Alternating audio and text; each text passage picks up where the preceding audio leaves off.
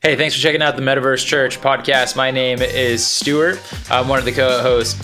This is part 2 of a conversation that we had with John Hazel, who leads the VR campus for One Community Church in Texas.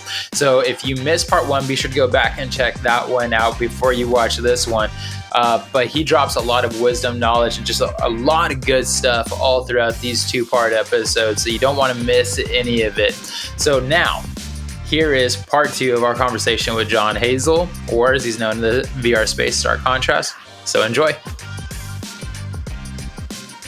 So for you guys at OCC doing Metaverse ministry in your Metaverse campus, how are you doing church in that space?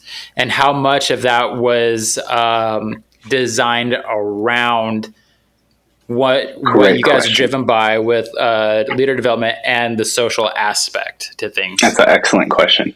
Okay, so when we started out in alt space, we started with, and even though I knew, hey, this is a different thing. We can't design this like a physical campus.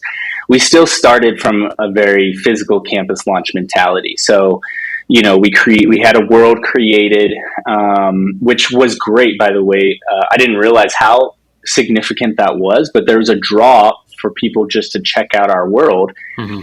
And then second, we were just basically streaming in a recorded live stream. So it was like the full service flow from our main campus, and we're just playing it back.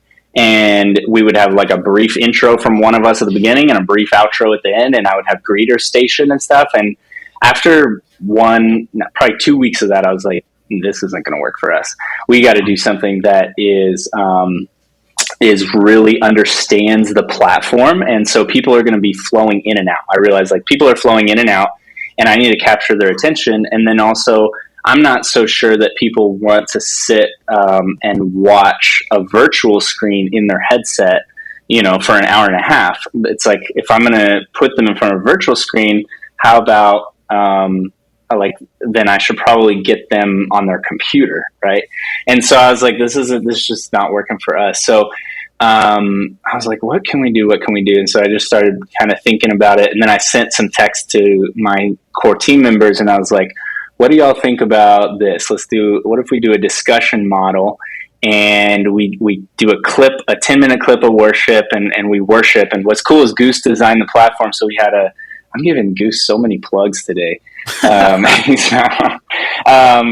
We designed the platform where there's this amphitheater out here. And so we would go do worship out there, and it was cool because there's mountains in the background. Felt like I was back in Colorado.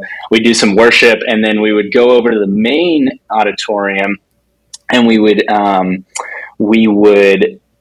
kind of like reintroduce and reconnect people, realizing that new people have come in even after just 10 minutes. Some people have left, some people have come in.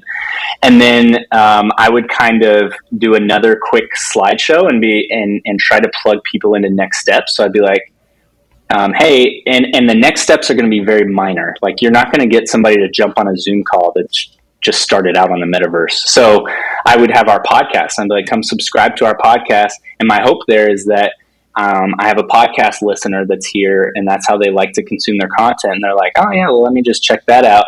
They start listening to the content, and it hooks them, right? And they're like, okay, I need more of this. And then they start getting engaged in the community, right? Our Discord was our most significant next step. So we'd be pushing people towards our Discord several times each service. But then we would do a 5-minute video clip of the message. I said, I want it to be around 5 minutes of last week's message. So throughout the week, we would go through and clip up the message into 5-minute clips. And then I put a virtual table in the room, and we would circle up around that table. But even that was an iteration, because at first it was just like, turn around in your seats and let's talk.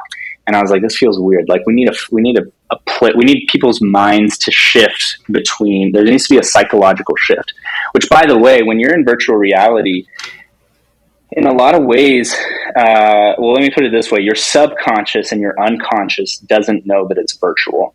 Your conscious knows it's virtual, but sometimes that even your subconscious bleeds to your conscious. So literally, one time I went to this world where they had a trust fall in alt space, and I walked off a block. It said trust us and walk this direction. And I'm like, and it had like a whole philosophy thing there. It was interesting. So I walk off and I'm falling, right, virtually. And there's the sound of wind that's moving upward, and there's lines moving upward. So it's legit feels like I'm falling, and my insides jumped. And I was still new to VR, right? So, but I literally I felt like I was going to die. I had all the psychological effects of like, I'm about to splat, because I looked down and I saw a ton of people, because there was a seminar going on down there. And there's a ton of people, and I'm looking down and I'm like, I'm dying. And it's a split second, right? It's a split second, but it's enough to where like my conscious has to realize what's happening. My conscious mind, not my conscience, but my conscious mind has to realize what's happening. So my point there is like, okay, so how do we leverage that for good? And so there's certain things that we want to pull from the physical world, and we can replicate them in the virtual. But there's other things that we need to figure out what's the parallel for that. That's like, okay, what is the original intent of that in the physical world, and how do we translate that to to keep the same intent, even if it looks completely different? And then there's other things that are like, well, there's things that are possible here that weren't possible in the physical. So now we can create new things that, again, go back to what is the vision of our church? What are we trying to accomplish here, right? And so our church is, our kind of tagline is where no one walks alone, a church where no one walks alone. So we want to make sure that people aren't walking alone. And then our mission is to make disciples. But our vision is creating environments where the unchurched are attracted to them. I'm slightly paraphrasing. Yeah. And the churched are fully engaged with God, insiders, and outsiders. So we want the people who are in the church.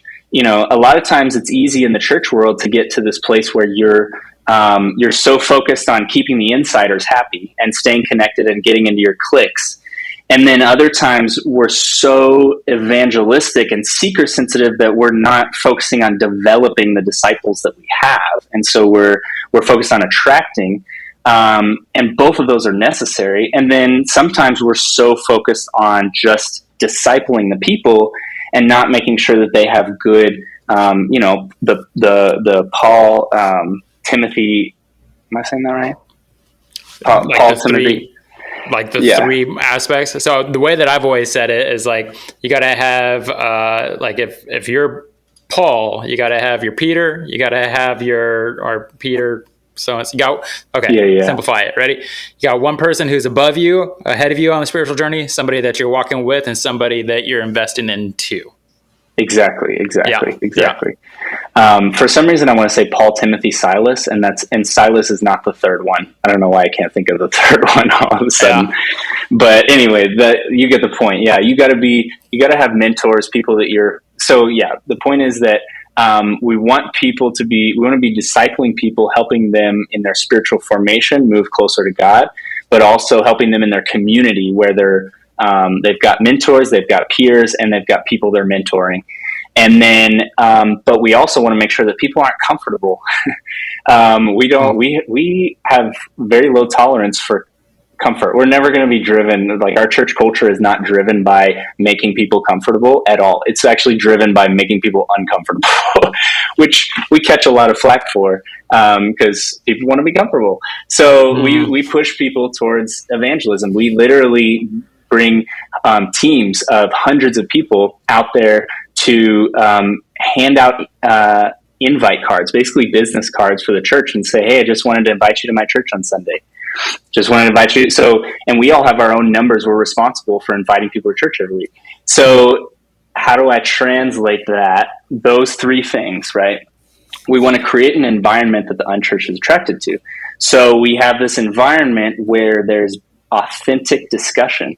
And actually what we did in AltSpace, we put a virtual microphone under the table. So people are literally empowered with the voice of the of our entire world that we have control over. So when people would pop into our world, which is a large one, they would hear whatever was happening at that table anywhere they were.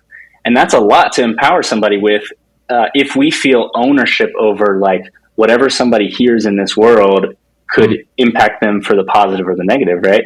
Yeah. But having that empowered culture and authenticity where people could really be their authentic, vulnerable selves and have a safe place where people can be fully known and fully loved. What's crazy is being able to do that in a different way in the metaverse, because the anonymity provides this feeling of safety to be transparent about what's going on with you. And so that's how we did it. We would do a 5-minute clip. We'd do a discussion. And by the way, I would have my team members write 2 discussion questions. And for the first 2 weeks, I was doing this myself because I have a hard time actually galvanizing and rallying people. Y'all might be hearing me and thinking like, wow, this guy's he can talk. He can really lead people and push people to action. No, I can talk about my experiences. I can talk about what I'm perceiving, but telling somebody to do something is excruciating for me. So I have discovered like, okay, well, let me reduce the friction. That's like part of my purpose, reduce friction. Let me reduce the friction and let me only have to tell people a few things to do. So I'm going to assign somebody to a role and I'm going to set the responsibilities for that role really clearly. So that way I'm not asking them every week to do it because I know I can't do that. Right. So that's what I did. I said, okay, here's the responsibilities for this. And then Vincent, it's your role to make sure these things happen. And then I never had to ask about it again. And praise God, because I'm not good at galvanizing. So week to week, they pick out a clip, they write a discussion question, and that keeps us in sync with our pastor. We're pulling from the previous week's message, but we're also having a very metaverse-oriented discussion. And so then moving into spatial, we pretty much follow the same model. The only difference is that now we're using the artwork to our advantage as well. So good. So let me ask you this question. I've been having this conversation with Goose, and Goose, he is a jack of all trades type of individual. He does so much, but he and I have been talking about taking our world, because he built your guys' world. He built our world for alt space, and so we've been talking about taking our world from alt space and bringing it over to spatial at some point. With what you know of spatial and what you had with your world in alt space, do you guys ever see bringing your alt space world into spatial? Maybe if we do, it'll mainly be for nostalgia. And it would be a world that people can teleport to, but it wouldn't be a world that we actually do our stuff in. Maybe like if we're doing some kind of tour or something. Yeah. And the reason I say even with that is that I'm trying to leverage. We've got, we're a pretty large church, so we've got so many people here with so many gifts that need to be leveraged, and we're strong believers in the priesthood of the believer. And we're strong. Yeah, I said believer twice. It really threw me off. We're strong. Like priesthood of the believer is basically an extreme core value for us. And so it's like everybody has something to contribute, and we need to, like, it's our responsibility to create roles and responsibilities for people. And so, in fact, one of the first people to call me, submit the Metaverse campus interest form back when we originally announced to the church that we were going to be doing it, she's a 3D designer. And so all of a sudden she was like, I felt like I didn't have a place to serve before. I didn't really know where I fit into the church, but like, this seems like this could really work for me as a good place to serve. And so, and the sad thing is she hasn't actually gotten to do a lot of 3D design. And that's mostly, in fact, we've mostly needed people who can socialize, who can have deep conversations. And a lot of that is my own lack of vision and setting very clear goals and having clear accountability and having a strong feedback loop. And so that's something I'm working on now is like, all right, what's cool is that she's very loyal. And so she's still a part of our team. And now we're working on some VR stuff as well as some AR stuff with like Instagram AR with her. But her and many others who are like interested in 3D design, as well as like working on another advantage of spatial is the focus on NFTs. So I've got people who originally showed interest in the Metaverse campus because of their love for NFTs, but I didn't really have a place for them yet. And so now I need to put some attention towards that and find a place for them. And ideally, I would like to have a lot of different worlds that you can portal to from our main world, so that people can come in and explore. And in those worlds, I would like to have embedded things that draw them into more anticipation and more like, I want to get more from these people. Like there's just something about these people. Have you ever like heard a song and been like, man, this song is so good. Like I just want more. And so you look up the artist and you try to get more of that. And sometimes it's like, okay, this is a one-off. This is not that artist's actual style at all. And other times it's like, oh my gosh, I found like my twin in a musician. And that's kind of what I want people to find is like, wow, these people, like, I don't know what it is, but it's like they get me. It's like exactly where I needed to be. So good, man. I love it. Because that's the whole point, right? Like the whole point is to provide these opportunities for people who are lost. Like here at Lakeland right now, we're in the middle of a series that we just kicked off. It's all about evangelism. And our senior pastor, he did a great job illustrating this. He's like, look, the terminology of lost could be a harsh word for many of us to cope with. And he said that basically the idea of loss is like, here's God on the map, and it's where are you in relation to God on the map? That would be what kind of determines the idea of being lost.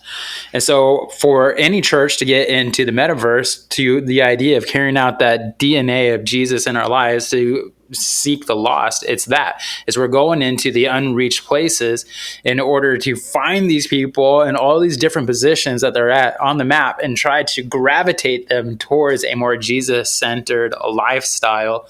And what you're saying is and this will actually lead to a next question for you, but what you're saying is in every aspect of these different portals that you build into spatial, everything has something that draws people out of just walking alone. This is OCC heartbeat, from walking alone to walking in community with other people. Like, dude, that is so stinking beautiful. So let me ask you this question. My final two questions for you. First one being this. You said that you're an ideation guy. I'm the same way. I think big picture. I'm not the tinker with the nuts and bolts kind of stuff. I'm just not. I need the team members to do that. So you've been spending time in the space. You've been in spatial for about a month at this point. What's next? What are you dreaming up that is the next thing, or could be the next thing that you're just like, this is what I see, and we might be heading that way? What are you dreaming of? For the metaverse specifically? Yeah. What I just described to you is a big part of it. Is like we need to get on creating new worlds. We need to get on creating NFTs that are in there that people can create like, and a lot of it is probably, again, I'm actually like I'm weird, man. I'm weird. I'm like a techie, but also an analog guy at the same time. I don't know. I'm in this weird in between, but I guess that's what we are. That's what every generation is in between the one after them and the one before them. So for me, like I don't love spending all my time with tech. And there has to be kind of limits and boundaries around it. And so, but I also am not like automatically at this point, like, okay, I'm doing way too much talking around the bush. Doesn't make sense. Let me get to the point. The point is, I don't spend enough time right now in the metaverse. I don't spend enough time with AI, with NFTs, with crypto, and all these other next gen technologies to cast clear vision for the future. So for me, the answer to your question is I need more and better vision. And so if I have any vision right now, my number one focus is I need to build my teams right now. So it's actually, my focus is outside of the metaverse itself. My focus is our teams have, early on, I spent a lot of time recruiting, And then I spent more time, focused on the people that I had and working with them. And now we've kind of dwindled down across the digital experience. And so now I'm like, all right, it's time to get back in our recruiting season, but it's going to be even better this time because now I've got a lot of loyal team members and I've got like an onboarding process and things. And so I literally go out into our atrium in between services at the most highly populated, concentrated times. And I walk up to people. By the way, this is not natural for me. I have to force myself to do it most weekends because I'm more introverted. But once I do it, I get energy out of it, right?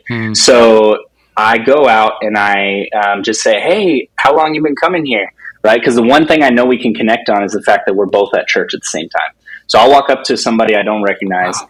And I'll say, how long you been coming? And I'll say, oh, awesome. If it's 6 months or 3 months, then I'm going to be like, did we get you a gift when you came for your first time? Because I want to make sure they actually went through our main process. And then the second thing is going to be, if it's been more than a few months, or either way, have you gotten plugged in anywhere yet? Like a life group? Are you serving anywhere? What's going on? If they say 5 years, I'll just say, where are you serving? And if they say, nowhere, and I'll be like, well, you've been here 5 years. Like, what are you doing? Get off the bench. Wow. Which is really unnatural for me to say, by the way. I'm not that confrontational, but I've gotten more comfortable with it because I'm around a lot of people that are more like that, and I'll make light of it. And I'll be like, hey, there's no pressure, but look, the reason I'm talking to you is because I'm on staff here, and I'm just like, we're a church where no one's supposed to walk alone. I'm passionate about helping make that happen, so I want to make sure you're plugged in somewhere. So I've gained, actually my Metaverse team lead, I gained that way. And he was the first person who I approached the person prayerfully. I was like, okay, God, show me, highlight to me who I'm supposed to talk to. And he highlighted him to me. And now he's my Metaverse team lead for the last year. And I realized I hadn't been doing it prayerfully. I hadn't been listening to the Holy Spirit. And so I was having a very hard time with it. But then I have a whole funnel after that of how we, who do we follow up with, who do we prioritize, how do we get, anyway, that's a whole nother podcast. So that's my focus now. And then as far as the metaverse, I think we desperately need to push into creating more artwork in spatial, understanding spatial better, getting more of our church members here involved in it, especially for our global members. We have people outside of the Dallas area that are part of our church. And it's a place where when you're in VR, you feel almost as if you're physically present with the person. Mm-hmm. You're walking up to them. And so getting more people in, those are just some of the visions. But obviously I need to work on clarifying, honing that, and developing that with my team. Dude, it's so good. Like, there's so much leadership that is just spewing out of you as you're talking, and there's so much one question that I was going to ask you, and I'm just going to lob it up there and you can answer it if you want to, but I was going to say, as we close out the podcast, was what would be one crucial statement that you would give for any church leader or person to launch a campus or launch a church in the metaverse? And the reason why I say that I lob this up there for you to answer if you want to, because you have given a whole episode of reasons why. Let me talk to the listener and the watcher right now. Yeah. If you're listening to this and you're watching this and you haven't just gotten a whole notebook of information as to why you need to just stop and get going on launching in to the metaverse, then you need to go back and rewatch and re-listen to this episode, because John has given you so many good reasons as to why your church needs to be in the metaverse. And really, John, I think this is the most important thing that you've brought to this episode and to this podcast as a whole. I feel a holy burden to legitimize and to validate church and metaverse. I have made the statement before that I want Lakeland to be so much like so invested in the metaverse that when people say like church and metaverse in the same statement, people don't go like, what do you mean by that? But we get to a point where people go, oh yeah, that makes sense. Like that's how much I want to legitimize this. And you have brought that not only to this episode, but to this podcast, the Metaverse Church Podcast as a whole in this episode. So that being said, you've given a whole list of reasons why churches need to be investing into this, at least investigating. But if you want to answer this question, what would be like the one crucial reason why you would give to a church leader, senior leadership, to launch a metaverse campus? Yeah. I don't know if I can sum it up in a few words until I verbally process this a little bit, but I'll just say that I told you that like one of my core philosophies is follow the designer's intent, the creator's intent, right? And so, and that applies in general. So it starts with obviously God as the designer's intent, and then, but then whatever software I'm using, designer's intent, right? Another principle that is close to my heart is there's nothing new under the sun, from Ecclesiastes. And when I was growing up, people tried to throw out the book of Ecclesiastes, basically would say, yeah, Solomon had lost his mind. And he was just complaining and whatever. And I was like, every word in the word of God is there because it's a word of God. It's like, it's meant to be in there. It's not that God is validating and saying, yes, this is a good thing. Yes, this is okay. Like, anyway, we don't need it, but there's nothing new under the sun. Now, a lot of people will have a hard time with that because they'll be like, I don't really believe that, microchips ever existed in Jesus's time. So what is that? Or before? I mean, Ecclesiastes is before Jesus' time. So you're telling me that microchips existed in the year 2000 BC? No.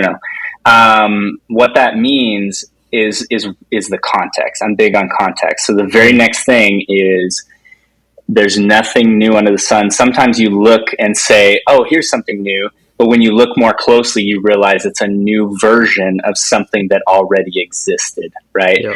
So that's a philosophy I put everything through. So when I saw the metaverse taking off, first of all, I was like, why is everybody freaking out like this is a new thing?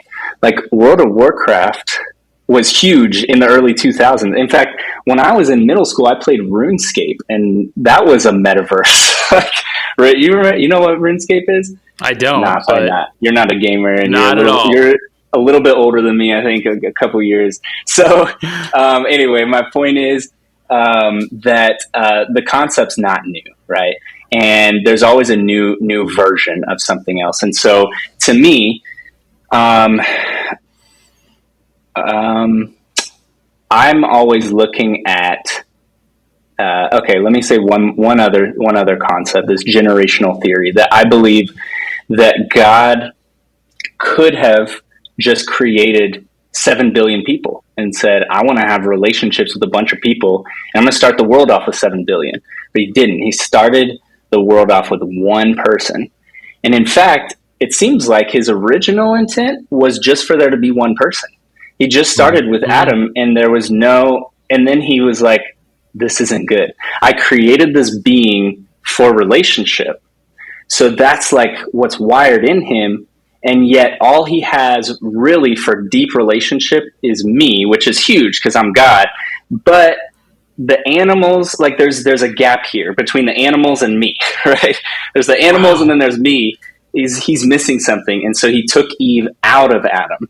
And he could have just created Eve, but he didn't. He could have created Eve from the dust like he created Adam, but he pulled Eve out of Adam because he said, basically, in doing that, what I kind of believe is that he created this generational theory in that moment. He said that I'm gonna create everybody from one person, so that all of humanity is linked, so that Adam can, as the leader of everybody at this point, the leader of his home, the leader of the future, if he is intentional with relationship with me, if he is intentional with glorifying me, if he, does all the things that I hope that he does, then he's going to create blessing and blessing and blessing and blessing for generations. And he's going to parent and create these fruitful, beautiful, amazing generations. And everyone is going to prosper. And God's thinking like my love tank is going to be full. My relationship tank.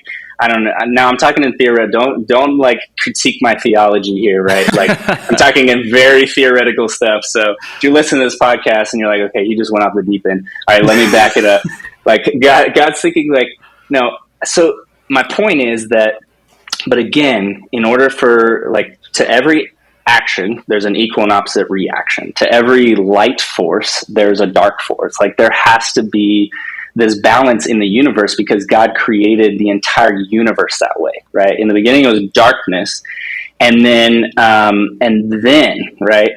he created light. But there had to always be opposites, and so that being said, anytime we label something, the whole thing, as good or evil, I pop up a red flag over that. Nothing on this side of eternity is either good or evil outside of God. Nothing in the physical realm is either completely good or completely evil. Now, it may be very close to that completely evil line, but because God is love and because God's omnipresent, the entire universe has love here. So there's good everywhere. But I'm not saying that everything is good or everything leans on that good side. I'm saying that everything can be used for good, everything can be used for evil, and that I had one of my previous pastors used to say sometimes, or a lot of times, the world does more with the shadow of truth than the church does with the substance of it. Wow. The world often does more with the shadow of truth than the church does with the substance of it. And so to me, I'm like, all right, so the metaverse is another social platform. So let me look at the pattern, nothing new under the sun. Let me go back and look at the pattern and think about when was the last time we had a major move in social technology. And the last one was obviously social media, right? We could get granular, whatever, but let me go back to the early 2000s when MySpace had just launched, and I was a little 13-year-old. I'm making myself sound really young or really old, depending on who's listening to this podcast, I guess. But I was a teenager on MySpace. Yeah, exactly. I had a hood on. And I had my hat like this, so you could just see my chin, because I was like, the internet is a dangerous place. I don't want my photo up there. So from that, in the early 2000s to where we are today with Facebook, Instagram, TikTok, Twitter, let's not even bring up Twitter, where we're at now, I'm like, okay, so if I think about the metaverse as being in that stage back then, if I think about right now, we're in that MySpace era, where does that put us in 20 years? And if I think about how long it took the church to get involved in social media and how many in the church were probably like, this is inherently evil, stay away from social media, which wasn't a lot probably not as much as the metaverse. But if I think about that and I draw the parallels and say, all right, if there's a pattern here, which you could apply Moore's law to and say it's going to happen faster, is that right? Or is it Moore's law that's the chips developing faster? I don't know, man. You're speaking way above my pay grade. So sorry. Tony Stark, remember? Yeah. So it could go faster, but I'm going to say in no more than 20 years, like this is going to be ubiquitous technology. And I think 20 years is a good marker in general for a lot of this stuff, because it's like, all right, if the boomers and the Gen X are predominantly criticizing metaverse, let's just say Christian boomers, Christian Gen X have a lot of doubts towards metaverse, which I don't even know if that's an overgeneralization, but let's just assume and say that there's a lot of negativity towards it. And the millennials are on the fence, and some millennials think it's of the devil, and others think that it has a lot of potential. Then the Gen Z doesn't care; they're thinking for themselves. And the Gen Alpha, which is after Gen Z, really doesn't care, because they can't even comprehend and decide what they believe in it. So they're going to be more influenced by the Gen Z than anybody else. Because when you're 5 years old, the 10-year-olds are like the coolest people in the world. When you're 10, the 15-year-olds are the cool. So they're going to be most influenced by Gen Z. Gen Z doesn't care. And they're like, the metaverse is what you make of it. So I promise you in 20 years, we're not going to be having these conversations. The conversation is either going to be, man, thank God that the church got so involved when it did, because we had the opportunity to shape the culture of the metaverse, or it's going to be, man, we missed it again. We're on the back end of it again. So which way do you want to do it? Do you want to shape the culture, or do you want to let the culture dictate to us what we're going to do? Dude, so good. And what's amazing, like, I feel like this is in step to God's heartbeat right now, just because I've had two different conversations prior to this recording today where I guess the summation of the conversation is culture right now is really telling the church what to do versus the church moving culture. Exactly. So for you as a church leader, anybody who's listening to this, I would just say, really hone in on what John's talking about there. Like, are we going to be a generation? Are we going to be a generation of church leaders or a movement of God at this point that we sit there and say, okay, let's be the influencers in this space? Or are we going to be looking 20 years from now saying, man, we just missed that one again? Like, that is convicting. Really, for anybody who calls himself a follower of Jesus, because we are supposed to be the ones who are advancing. It's the gates of hell are supposed to be the thing that's not able to overcome the advancement of God's kingdom. So, John, thank you so much for coming on to this podcast. How can people get a hold of you if they want to reach out and just let you spew off your wisdom? Yeah. My pseudonym is Starkcontrast. So you can find me on Metaverse and Discord and different places via that name. But my username that I've used for a very long time is G John Hazel. So you can find me almost anywhere as G John Hazel.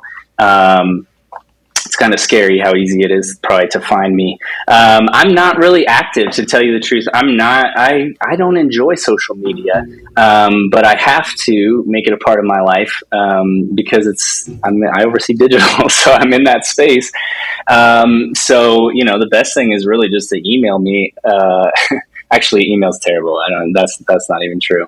But you can. I'm pretty on top of my church email.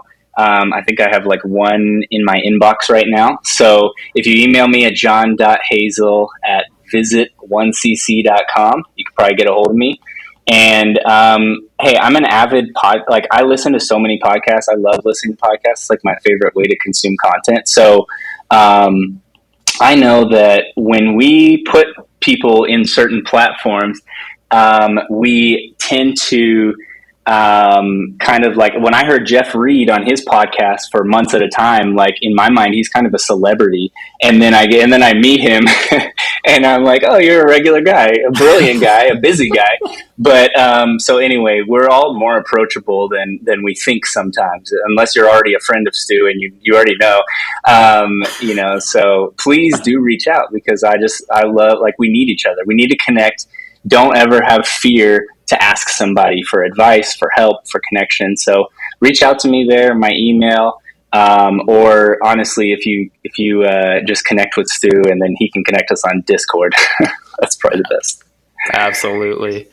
All right, man. Well, once again, thanks for coming on. And on behalf of John and myself, thank you once again for listening to the Metaverse Church podcast. Any links, any of that kind of good stuff, I'll put it down in the show notes. If you are wanting to reach out to John, you'll have quick access there. If you could do us a favor by sharing, subscribing, rating, and reviewing, all that is helpful to get this out to more people.